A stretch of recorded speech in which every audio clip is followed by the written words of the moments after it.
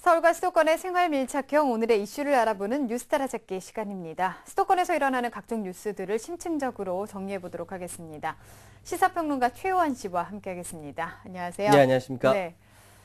구청이나 사업소 등에서 내린 행정처분에 대해서 불만이나 이의가 있는 경우에 권리 구제 기회를 주기 위해서 운영하는 게 행정심판이라고 하는데 이 서울시가 생계형 행정심판에 대해서 그 처리 시한을 절반으로 줄이기로 했다고 발표를 했습니다. 오늘 뉴스 따라잡기에서 자세하게 알아보도록 하겠습니다. 일단은 행정심판에 대해서 어떤 건지 좀 설명을 해주시죠. 예, 말이 좀 어려운데요. 일단 먼저 행정심판이란 행정청에 위법하거나 부당한 처분, 그리고 그 밖에 공권력의 행사나 불이행, 그러니까 행사하지 않는다는 거죠. 등으로 권리나 이익을 침해받은 국민이 행정기관에 제기하는 권리구제 절차입니다. 네. 세 가지 종류가 있는데요. 취소심판, 무효동 확인심판, 의무 이행심판. 이것이 바로 그것입니다. 국무총리 산하 소속의 국무총리 행정심판위원회가 있고 각 시나도에 행정심판위원회가 있는데 여기서는 서울시 행정심판위원회를 의미합니다. 간략하게 말씀드려서 행정처 잘못하고 있다. 다시 구제해달라. 이 이야기죠. 네. 당연히 행정과정에서 시민이나 주민들에게 피해를 끼치게 되면 행정청의 책임일 텐데 이것을 개선한다고 지금 발표를 했습니다. 우선 배경부터 좀 살펴볼까요? 일단 기본적으로는요. 이 해가 갈수록 서울 시민들의 권리의식이 높아진다. 이게 가장 큰 배경이 될 수 있겠습니다. 네. 그림 하나 준비했는데요. 권리의식 향상에 따라서 행정심판 청구 수도 2013년 8월 말 현재 벌써 작년 2012년 한 해 청구 건수 999건의 80%인 779건이 접수가 됐습니다. 네. 청구 건수는 매년 보시다시피 지속적으로 증가하는 거죠. 2011년에 비해 12년 증가했고요. 올해는 거의 1000건을 넘을 것으로 보이는데요. 뿐만 아니라 사건 내용도 복잡하고 다양하게 구성되어 있어 각 사건의 재결 기간, 그러니까 결제하는 기간이 길어지고 있습니다. 2011년 56.8일, 그리고 2012년 62.9일, 그리고 올해는 77.5일, 굉장히 길게 소요되고 있죠. 이런 배경하에 서울시는 현재 심판 진행 사항에 대한 안내 시스템이 좀 미흡하다. 이런 청구인들의 불만이 많았다고 합니다. 네. 그래서 이를 해소하기 위해 행정심판 운영을 개선하게 된 것이죠. 네. 지금 그 안내 시스템이 좀 미흡하다고 얘기를 해주셨는데 지금 예. 상황이 어떻고 또 그럼 어떻게 좀 바뀌게 되는 걸까요? 예, 역시 그림 하나 보시면서 자세하게 좀 살펴보도록 하겠습니다. 그림 보여주시죠.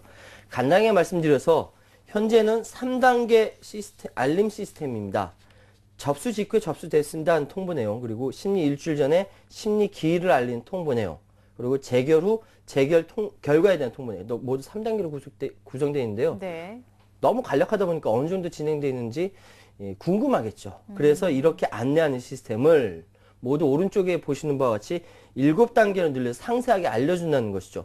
접수 직후엔 청구서를 접수했고 심리 예정일을 알려주고요. 또 피청구인이 답변서를 발송했다. 그리고 재결 기간이 연장되면 연장된다고. 심리 일주일 전에 심리 기일, 그 재결 후에는 재결 결과, 재결서 발송 후에는 또 재결서 발송했다.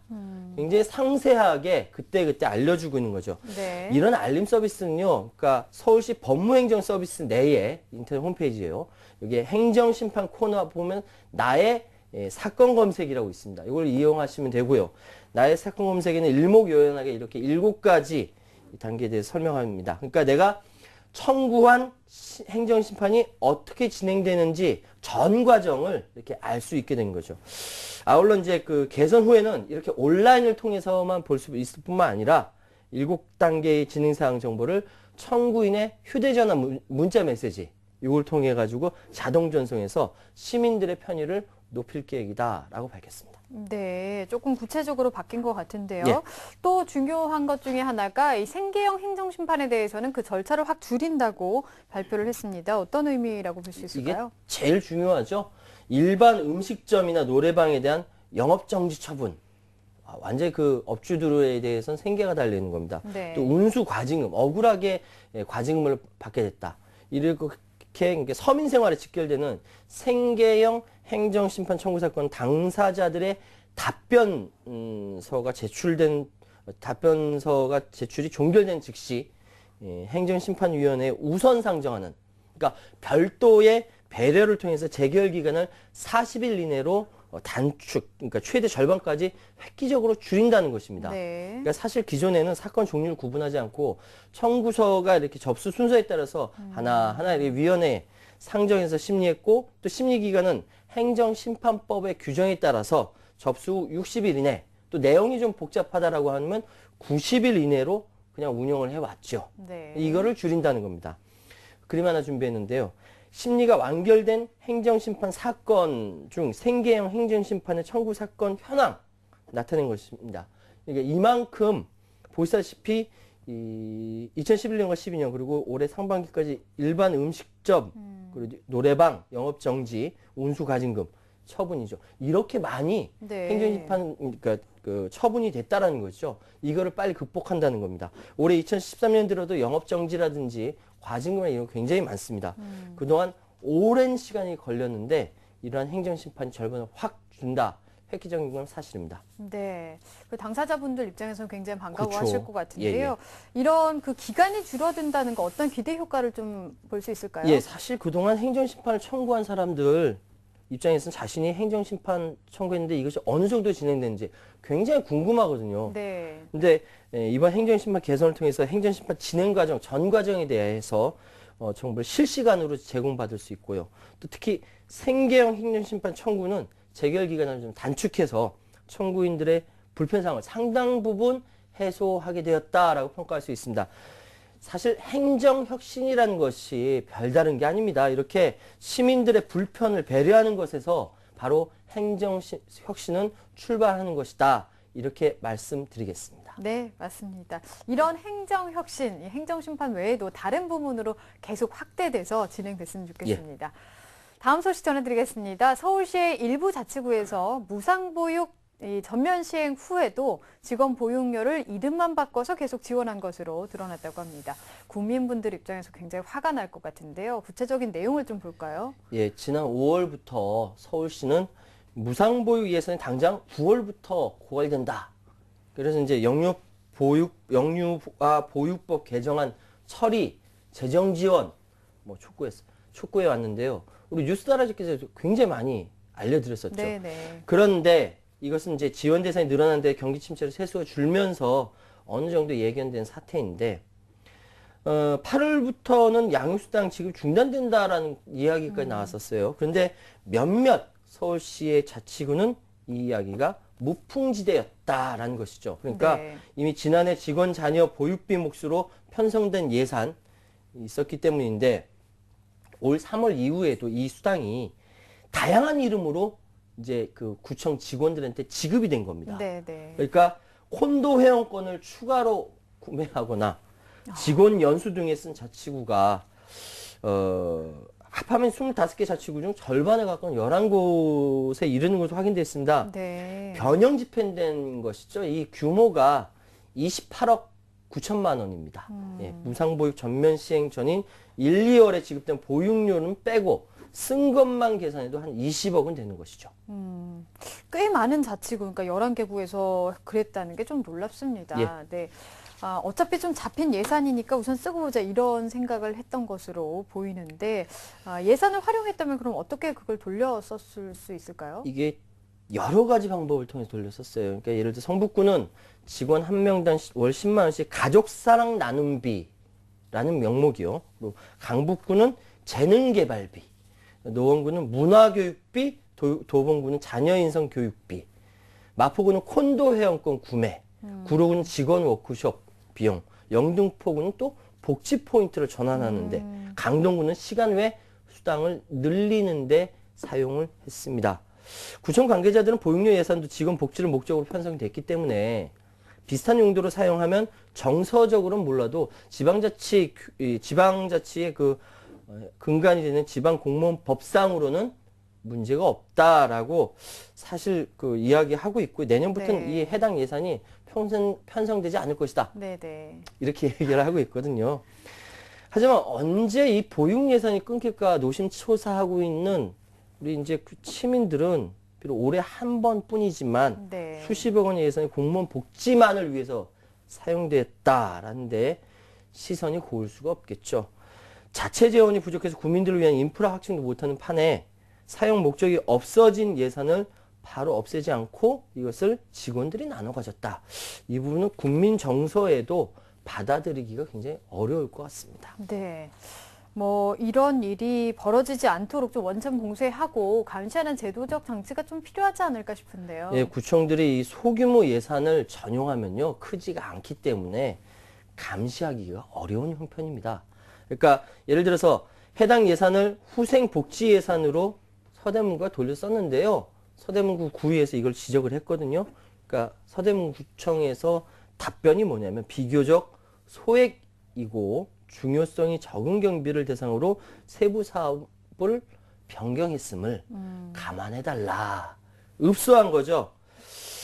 또 서울시도 각 자치구가 일종의 독립법인이기 때문에 규제가 어렵다는 입장을 보이고 있습니다. 서울시 행정국 관계자는 서울시 해당 예산 25억 원 중 1, 2월 지급분을 뺀 나머지를 모두 감축형 삭감했는데 네. 자치구가 이 가용자원 범위와 그 법이 허락하는 범위 내에서 예산을 쓴 것까지 뭐라 할 수는 없다. 이렇게 설명했네요. 결국 구의회나 시가 모두 이렇게 예산을 전용하는 것을 막을 뚜렷한 제도적 장치가 없다라는 것이죠. 네. 올해 무상보육 전면 시행이 이미 예견된 사업이었는데 서울시나 기초의회 차원에서 중복 지원이나 예산 편법 사용에 대한 대책을 세우지 못했다. 이 부분에 대해서는 사실 비난을 피할 수 없는 것은 분명합니다.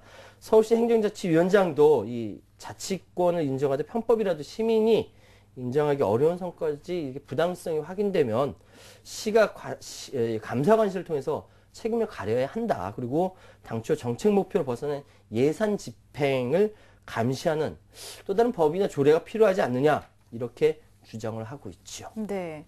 또 한편으로는 이 내년에 지자체 선거를 앞두고서 이 선출직인 구청장이 공무원들의 눈치를 보느라고 이런 부분에 있어서 좀 소홀하다 이런 얘기도 있는데요. 이게 중요합니다.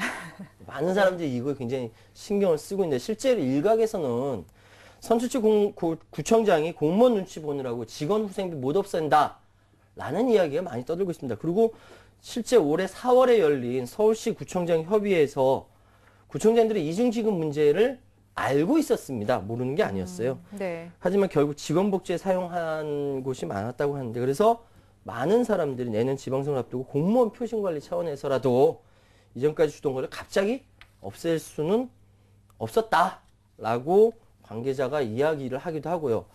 또 어떤 모 구의원은 명확하게 중복 예산을 주민복지 예산으로 전환하지 못한 것은 부적절한데 정부가 이 중복 예산을 어떻게 처리할지 방향을 제대로 제시했어야 되는데 그렇게 하지 않았다라고도 이야기하고 있는 상황입니다. 네.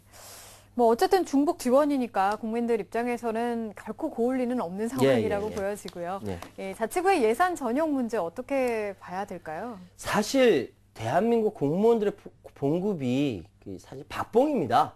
그래서 이제 사람에 따라서 야, 월 10만 원 더 받는데 이 난리를 치냐 라는 사람도 있고요. 또는 내년 선거를 앞두고 이렇게 기사 나오는 것은 좀 의심되는 거 아니냐라는 이야기도 있습니다. 사실 다 맞는 얘기죠. 10만 원인데. 하지만 옛말에 아이고 오랜만에 제 옛말 쓰게 됐네요. 과전 불합리하고 이하 부정관이다. 이게 무슨 얘기냐면 우리나라 속담에 오이밭에서는 신발끈 고쳐 매지 말고 오얏나무 밑에서는 가끈 고쳐 매지 마라라는 말이 있죠. 그러니까 오해받을 일은 하지 않는 것이 먼저다라는 겁니다. 네. 누가? 공무원들이.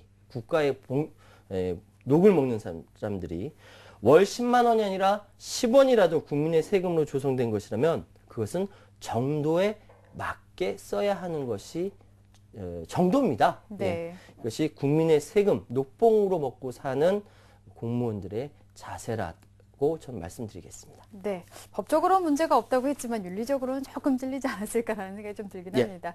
네, 지금까지 뉴스타라 제게 최우환 씨와 함께했습니다. 감사합니다. 네, 감사합니다.